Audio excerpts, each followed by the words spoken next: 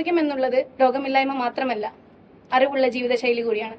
ഞാൻ doctor Fatima, government homoeopathic medical college, Kozhikode.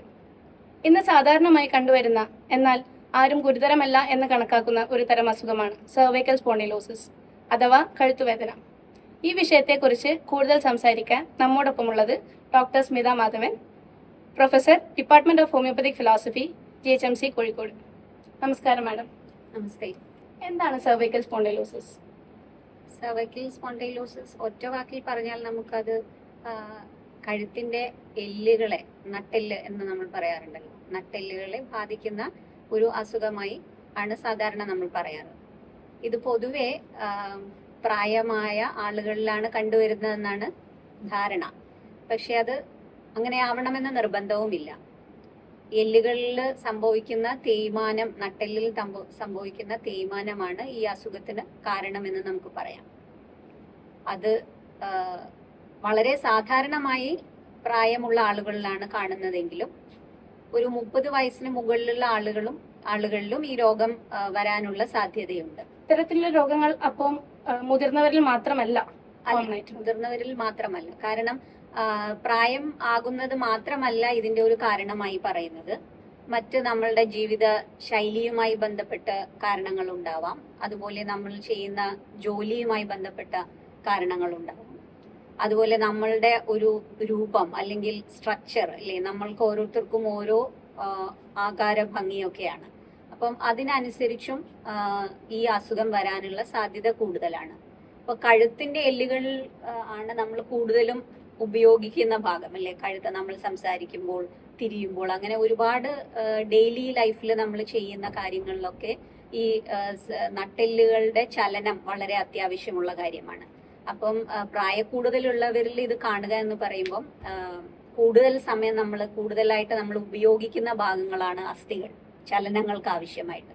അതുകൊണ്ടാണ് പ്രായമാവുമ്പോൾ അതിന്റെ തേയ്മാനം സംഭവിക്കുകയും അതിന് ഇത്തരത്തിലുള്ള അസുഖങ്ങൾ വരികയും ചെയ്യുന്നത്. അതുകൊണ്ട് നമുക്ക് മുതിർന്നവരിൽ മാത്രമേ കാണൂ എന്ന് പറയാൻ സാധിക്കുകയില്ല. കഴുത്തുവേദന എന്നല്ലാതെ വേറെന്തൊക്കെയാണ് ഇതിന്റെ ലക്ഷണങ്ങൾ? കഴുത്തുവേദന ഏറ്റവും അധികമായി അല്ലെങ്കിൽ സാധാരണമായിട്ട് നമുക്ക് അനുഭവപ്പെടാറുള്ളത് കഴുത്തുവേദനയാണ്. കൂടെ ചിലപ്പോൾ കഴുത്ത് തിരിക്കാനുള്ള ബുദ്ധിമുട്ട് ചില ആളുകളിൽ സാധാരണമായി കാണുന്നുണ്ട്. അതുപോലെ ഇപ്പോൾ പ്രായമാവുന്നവരും അല്ലാത്തവരും ഒക്കെ കൂടുതലായിട്ട് ഉപയോഗിക്കുന്നതാണ് ഒന്ന് മൊബൈൽ ഫോണ്, അതുപോലെ കമ്പ്യൂട്ടർ. അത്തരത്തിലുള്ള കാര്യങ്ങളിലൊക്കെ നമ്മൾ കഴുത്തിന്റെ പൊസിഷൻ നമ്മൾ കൃത്യമായിട്ട് നോക്കി ചെയ്തില്ല, അല്ലെങ്കിൽ വളരെ കണ്ടിന്യൂസ് ആയിട്ട് നമ്മൾ മൊബൈൽ ഫോൺ യൂസ് ചെയ്യുക, കമ്പ്യൂട്ടർ യൂസ് ചെയ്യുക, അങ്ങനെയുള്ള കാര്യങ്ങൾ ചെയ്യുന്നവർക്ക് കുറച്ച് സമയം സാധാരണഗതിയിൽ ഒരുപാട് സമയം അവർ ഇരിക്കുന്നുണ്ടാവും. പക്ഷെ പതിയെ അത് അത്രയധികം സമയം അതിന് മുന്നിൽ ഇരുന്ന് ജോലി ചെയ്യാൻ പറ്റാത്തൊരു അവസ്ഥ വരും. കഴുത്തിൽ എന്തെങ്കിലും പിടുത്തം പോലെ, നമ്മൾ പറയില്ലേ സ്റ്റിഫ്നെസ് അല്ലെങ്കിൽ കാഠിന്യം എന്നൊക്കെ പറയും, അത് അനുഭവപ്പെടാൻ തുടങ്ങും. അതുപോലെ കുറച്ചു നേരം ജോലി ചെയ്യുമ്പോഴത്തേക്കും കഴുത്തിന് നമ്മൾക്ക് ഇങ്ങനെ സ്ട്രെച്ച് ചെയ്യേണ്ട ഒരു ആവശ്യം വരും. അങ്ങനെയാണ് ഇത് പതിയെ നമ്മൾ നോട്ടീസ് ചെയ്യാൻ തുടങ്ങുന്നത്. അപ്പൊ ഇത്തരത്തിലുള്ള ബുദ്ധിമുട്ട് ആദ്യം തന്നെ ആരും കാര്യമാക്കാറില്ല. അത് സാധാരണ ബാമ് പുരട്ടുകയോ ഇങ്ങനെയുള്ള കാര്യങ്ങളിലൂടെ, ചൂട് പിടിക്കുക, ഈ കാര്യങ്ങളിലൂടെയൊക്കെ അത് ഈ രോഗത്തിന്റെ ആദ്യഘട്ടങ്ങളിൽ അതിന് കുറവ് സംഭവിക്കാം. പക്ഷെ പിന്നീട് നമ്മൾ ഈ അവസ്ഥ തന്നെ കണ്ടിന്യൂ ചെയ്തു പോവുകയാണെങ്കിൽ അസുഖം കൂടുതൽ ഗുരുതരമായി കാണാറുണ്ട്. അത് എല്ലുകളെ മാത്രമല്ല, നട്ടെല്ലിനെ ബാധിച്ചു കഴിഞ്ഞാൽ അതിനുള്ളിലുള്ള ഞരമ്പുകൾക്കും ഇത്, അതുപോലെ രക്തക്കുഴലുകൾ, ഇതിനെയൊക്കെ അത് കംപ്രസ് ചെയ്യുകയും അതിനനുസരിച്ചുള്ള രോഗലക്ഷണങ്ങൾ കാണുകയും ചെയ്യും. അത് തീർച്ചയായിട്ടും നമുക്ക് കണ്ടുവരുന്ന മറ്റൊരു കാര്യമാണ് ഈ വേദനയോടൊപ്പം തന്നെ തരിപ്പ് അനുഭവപ്പെടുക. അത് പ്രത്യേകിച്ചും കൈകളിലാണ് അനുഭവപ്പെടാറ്. വളരെ ഗുരുതരമായ രോഗാവസ്ഥയിലേക്ക് പോകുമ്പം കാലുകളിലും കൈകളിലും ഒക്കെ തളർച്ച, ഇങ്ങനെയുള്ള കാര്യങ്ങളും സംഭവിക്കാറുണ്ട്. അപ്പൊ വളരെ സാധാരണമായി നമ്മൾ നോട്ടീസ് ചെയ്യുന്ന കാര്യം ഒന്ന്, കഴുത്തിന് വേദന ഉണ്ടാകുകയും കഴുത്തിന്റെ മൂവ്മെന്റ്സിൽ നമ്മൾക്ക് ബുദ്ധിമുട്ട് വരികയും അതുപോലെ തരിപ്പ് അനുഭവപ്പെടുകയും ചെയ്യും. അതുപോലെ കൂടുതൽ സമയം ഒരേ രീതിയിൽ ഇരുന്നുകൊണ്ട് ജോലി ചെയ്യാനുള്ള ബുദ്ധിമുട്ടുകളും ഉണ്ടാവും. ഇത്രയും ലക്ഷണങ്ങൾ ഉണ്ടെങ്കിൽ നമ്മൾ അത് ശ്രദ്ധിക്കേണ്ടതാണ്. ഇത് ഭയപ്പെടേണ്ട, ഒരിക്കലും മാറ്റാൻ പറ്റാത്ത ഒരു തരത്തിലുള്ള അസുഖമാണോ? എന്തൊക്കെയാണ് ഇതിന്റെ ചികിത്സാ രീതികൾ? ഇതിന് ആരംഭഘട്ടത്തിൽ നമ്മൾ ശ്രദ്ധിച്ച് അതിന് അത്യാവശ്യമായിട്ടുള്ള ചികിത്സകൾ നൽകി നമ്മളുടെ ജീവിത ശൈലിയിൽ മാറ്റങ്ങൾ വരുത്തുകയാണെങ്കിൽ നമ്മൾക്ക് ഈ അസുഖം മുന്നോട്ട് വളരെ ഗുരുതരാവസ്ഥയിലേക്ക് പോകുന്നതിനെ പിടിച്ചു നിർത്താൻ സാധിക്കും. അതല്ല നമ്മൾ ഇത് വളരെ ലഘുവായി കണ്ട് അതിന്റെ പ്രോഗ്രഷൻ, ആ ഒരു അസുഖം വീണ്ടും കൂടുതലായി നമ്മൾ വരികയാണെങ്കിൽ അത് മിക്കവാറും ചിലപ്പം നമ്മളുടെ കൈകാലുകളുടെ ചലനശേഷി നഷ്ടപ്പെടുന്ന അവസ്ഥയിലേക്കൊക്കെ വരാൻ സാധ്യതയുണ്ട്. അപ്പൊ ആ ഒരു ഘട്ടത്തിൽ നമ്മൾക്ക് ചിലപ്പോൾ മരുന്നുകൾ കൊണ്ട് മാത്രം ഈ അസുഖത്തിനെ നിയന്ത്രിക്കാൻ സാധിക്കില്ല. ആ സമയത്ത് നമുക്ക് മറ്റ് ചികിത്സാ രീതികൾ അവലംബിക്കേണ്ടി വരും. ഉദാഹരണത്തിന് ഇപ്പൊ സർജറി ചിലപ്പോൾ അവിടെ നിർബന്ധമായ ഒരു ട്രീറ്റ്മെന്റ് അവസ്ഥയായി മാറിയിരിക്കാം. അപ്പൊ അത്തരം സമയങ്ങളിലാണ് നമ്മൾക്ക് സർജിക്കൽ മാനേജ്മെന്റ് ആവശ്യമായിട്ട് വരുന്നത്. ഇപ്പൊ സർജറി കൊണ്ട് ഉണ്ടാവുന്ന കോംപ്ലിക്കേഷൻസിനെ കുറിച്ചും നമ്മൾ അവെയർ ആവേണ്ടതുണ്ട്.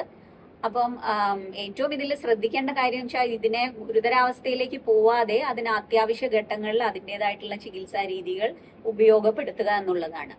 ഇപ്പം രോഗത്തിന്റെ ആരംഭഘട്ടങ്ങളിൽ നമുക്ക് മരുന്നുകൾ കൊണ്ട് മാത്രം ഒരു പക്ഷേ ഇതിനെ നിയന്ത്രണ വിധേയമാക്കാൻ സാധിക്കും. കൂടെ നമുക്ക് ഫിസിയോതെറാപ്പി പോലെയുള്ള എക്സസൈസസ് പറഞ്ഞു കൊടുക്കാവുന്നതാണ്.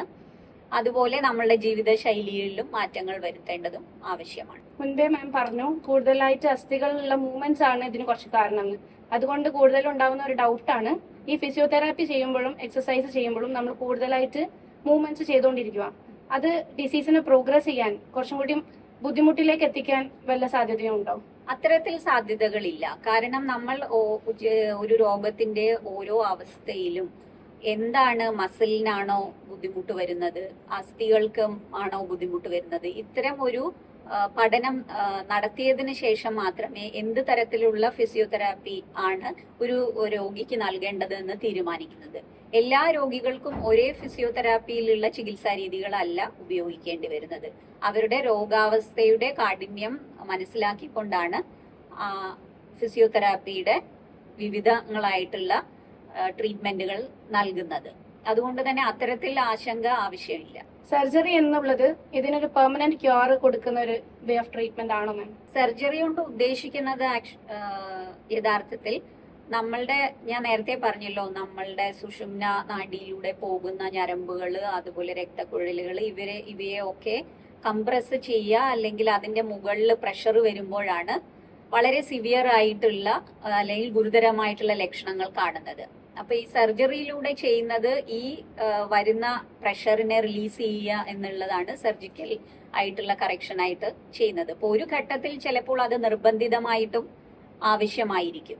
അതിനെ നമുക്ക് ഒരിക്കലും ഒഴിവാക്കാൻ പറ്റുന്ന സാഹചര്യമായിരിക്കില്ല.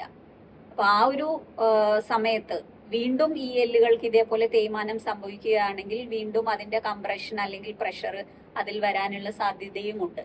അതുകൊണ്ട് നമ്മൾക്ക് പൂർണ്ണമായി സർജറി കൊണ്ട് മാറ്റാവുന്നതാണോ എന്ന് ചോദിച്ചാൽ അത് വ്യക്തമല്ല. ഇത് സ്ത്രീകൾക്ക് കൂടുതലായി വരിക അങ്ങനെയുള്ളൊരു ട്രെൻഡ് കാണാറുണ്ടോ? സ്ത്രീകളിൽ കൂടുതലായി വരാറുള്ളത് എന്ന് പറഞ്ഞാല് അവരുടെ സ്റ്റേച്ചർ അനുസരിച്ചിട്ടിരിക്കും. ഇപ്പോൾ ഒരാളുടെ സ്ത്രീകൾ പൊതുവെ നമ്മൾക്കറിയാം ഹൈറ്റ് പുരുഷന്മാരെക്കാളും കുറവാണ്. അതുകൊണ്ട് തന്നെ കഴുത്തിലെ കശേരുക്കളുടെ നീളം അതൊരു ഫാക്ടർ തന്നെയാണ്. ഇപ്പോൾ ഷോർട്ട് നെക്ഡ് ആയിട്ടുള്ള ആളുകളിൽ കൂടുതലായിട്ട് ഈ അസുഖം കാണാറുണ്ട്. അതൊരു കാരണമാണ്. അതുപോലെ തന്നെ പുരുഷരിൽ എന്ന് പറയുമ്പോൾ അവരുടെ ജോലിയുമായി ബന്ധപ്പെട്ടാണ് കൂടുതലും നമ്മൾ സംസാരിക്കേണ്ടത്. അവർ കൂടുതലും സ്ട്രെയിൻ ചെയ്യുന്ന ആളുകളായിരിക്കും ഇല്ലേ. അപ്പം സാധാരണ പുരുഷന്മാരിൽ ചില ആളുകൾ ഹെഡ് ലോഡ് വർക്കേഴ്സ് ഉണ്ടാവും, തലയിൽ ഭാരം എടുക്കുന്ന ആളുകൾ ഉണ്ടാവും. അപ്പം ആ രീതിയിലാണ് പുരുഷന്മാരിൽ കുറവ്, അല്ലെങ്കിൽ അങ്ങനെ നമ്മൾക്ക് ഡിഫറൻഷിയേറ്റ് ചെയ്ത് പറയാൻ ബുദ്ധിമുട്ടാണ്. ഇന്ന ആളുകളിൽ കൂടുതലായിട്ട് കാണുന്നു അല്ലെങ്കിൽ കാണുന്നില്ല എന്നുള്ളത്.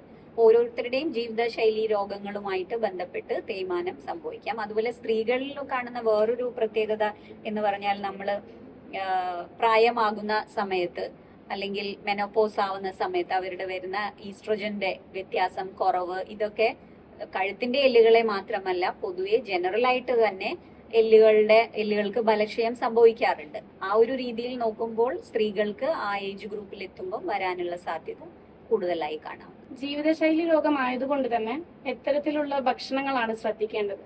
ഭക്ഷണങ്ങൾ കൃത്യമായിട്ട് ഞാൻ പറഞ്ഞല്ലോ നേരത്തെ, പ്രായമാകുന്നതിനനുസരിച്ച് എല്ലുകളിൽ ഉണ്ടാവുന്ന തേയ്മാനമാണ് ഇതിന് കാരണമാവുന്നത്. അപ്പൊ എല്ലുകളുടെ വളർച്ച എന്ന് നമുക്ക് ആ ഘട്ടത്തിൽ പറയാൻ പറ്റില്ല. പക്ഷെ അതിന്റെ ശക്തി വർദ്ധിപ്പിക്കുന്നതിന് ആവശ്യമായിട്ടുള്ള മിനറൽസും വൈറ്റമിൻസും ഒക്കെ ധാരാളം അടങ്ങിയിട്ടുള്ള ഭക്ഷണങ്ങൾ കഴിക്കുക എന്നുള്ളത് ഒരു എന്താണ് നമ്മൾ പറയാ, അത് സഹായിക്കും ഈ അസുഖത്തിനെ ഭേദമാക്കാൻ വേണ്ടി. സമയത്ത് വളരെ സാധാരണമായിട്ട് ഇപ്പോൾ വൈറ്റമിൻ ഡി ഡെഫിഷ്യൻസി ഒക്കെ എല്ലാവരിലും കാണാറുണ്ട്. അതുപോലെ കാൽഷ്യത്തിന്റെ അളവ്, ഇത്തരത്തിലുള്ള കാര്യങ്ങൾ നമ്മൾ ശ്രദ്ധിക്കേണ്ടതാണ്. ഹോമിയോപ്പതിയിലേക്ക് വരുമ്പോൾ എന്താണ് ഹോമിയോപ്പതിയിലൂടെ സെർവിക്കൽ സ്പോണ്ടിലോസിസിന് ചെയ്യാൻ പറ്റുന്നത്? ഹോമിയോപ്പതി എല്ലാവർക്കും അറിയാം, നമ്മൾക്ക് സർജറി എന്നുള്ള വിഭാഗം വരുന്നില്ല. പകരം നമ്മൾ ചെയ്യുന്നത് മരുന്ന് കുറിച്ചു കൊടുക്കുകയാണ്. മരുന്ന് തന്നെ ഓരോ വ്യക്തിക്കും അനുസരിച്ചാണ് ഹോമിയോപ്പതിയിൽ മരുന്ന് നിർണ്ണയിക്കുന്നത്. അത് ഇപ്പൊ എല്ലാവരിലും എല്ല് തേയ്മാനമാണെങ്കിലും എല്ലാവർക്കും കൊടുക്കുന്ന മരുന്നുകൾ വ്യത്യസ്തമാണ്.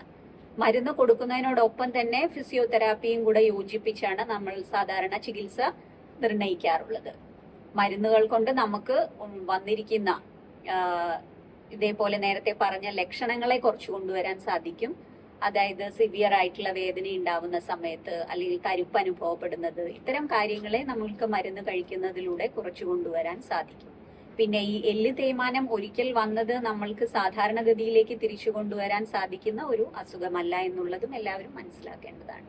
മാമിന്റെ എക്സ്പീരിയൻസിൽ ഒത്തിരിയായിട്ട് ഓർമ്മയിൽ വന്ന വല്ല കേസസും ഉണ്ടായിട്ടുണ്ടോ? ഉണ്ട്. ഒരു പേഷ്യന്റ് ഇതേപോലെ ഒ പിയിൽ വന്നത് വളരെ സിവിയർ ആയിട്ടുള്ള പെയിനാണ്. പെയിനും കൈയിന് പ്രത്യേകിച്ചും ഞാൻ ഓർക്കുന്നത് വലത്തെ കൈയിലാണ്. വളരെ തരിപ്പും അതുപോലെ കഴുത്ത് തിരിക്കാനുള്ള ബുദ്ധിമുട്ടൊക്കെ ആയിട്ടായിരുന്നു വന്നിട്ടുണ്ടായിരുന്നത്. വളരെ സിവിയർ ആയിട്ടുള്ള പെയിൻ ആയിരുന്നു അവർക്ക്.